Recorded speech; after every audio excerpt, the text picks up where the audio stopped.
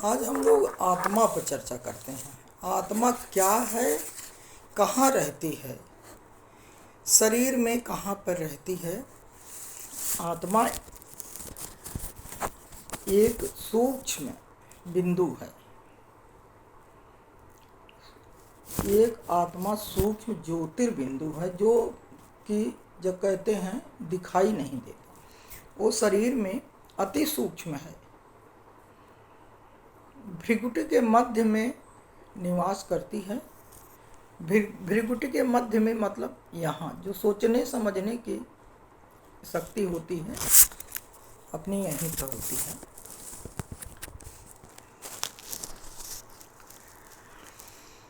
वो कोई आत्मा कोई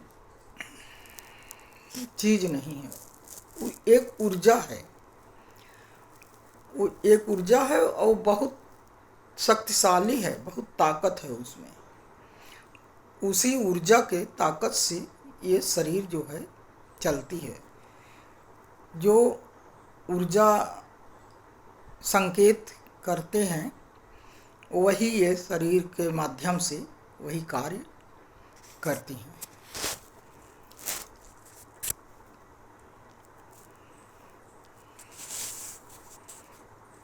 आत्मा एक चैतन्य शक्ति है जो सुख दुख को, गर्मी सर्दी का अनुभव करती है। आत्मा ही आँखों द्वारा देखती है। आत्मा जो कहते हैं अपनी आत्मा ही आँखों को द्वारा देखती है। मतलब जो ऊर्जा है उसी के संकेत से आँख जो है चलती है। मुंह जो है उसी को संकेत से मुंह बोलता है। कान सुनता भी है।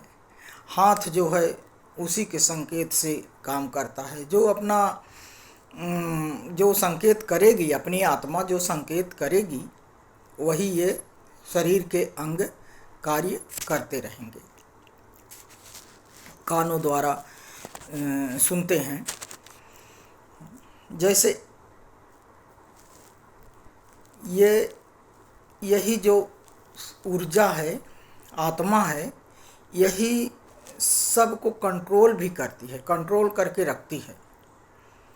जैसे एक ड्राइवर गाड़ी को कंट्रोल करता है उसी प्रकार ये अपनी आत्मा जो है सबको कंट्रोल करके रखती है। आत्मा अजर अमर अविनाशी है। उसको वो मरता नहीं है। आत्मा अजर अविनाशी है। इसकी 3 सूक्ष्म शक्तियाँ हैं। आत्मा की 3 सूक्ष्म शक्तियाँ हैं। मन, बुद्धि, संस्कार। मन जो है इतना तीव्र है, इतना तेज है कि जहाँ आप कल्पना करेंगे वहाँ पहुँच जाएंगे। आप बचपन की कल्पना करेंगे तो बचपन में पहुँच जाएंगे। आप जो दृश्य देखे रहेंगे कभी भी आप वहाँ वो कल्पना करेंगे तो मन वहाँ पहुँचा देगा। लेकिन बुद्धि जो है, बुद्धि थोड़ा सा मतलब समझदारी से करती। बुद्धि जो है सोचती है, सोच के तब निर्णय लेती है बुद्धि। और संस्कार अपना अच्छा बुरा किया गया कर्म जो है वो संस्कार है। यदि हमारे घर में अच्छे कर्म हो रहे हैं तो जाहिर है कि अपने घर के बच्चे अच्छे ही संस्कार सीखेंगे। गलत संगत में यदि नहीं पड़े, कोई गलत संगत में पढ़ के घर में अच्छे रहते हैं फिर भी गलत संगत में गलत संस्कार पकड़ लेते हैं। लेकिन वो कभी न कभी फिर अपने संस्कार में लौट आते हैं। उसका थोड़ा सा परिश्रम करना पड़ता है। घर के लोगों को भी धैर्य रखना पड़ता है और उस बच्चे को भी थोड़ा मेहनत करनी पड़ेगी फिर अपने संस्कार में आने के लिए।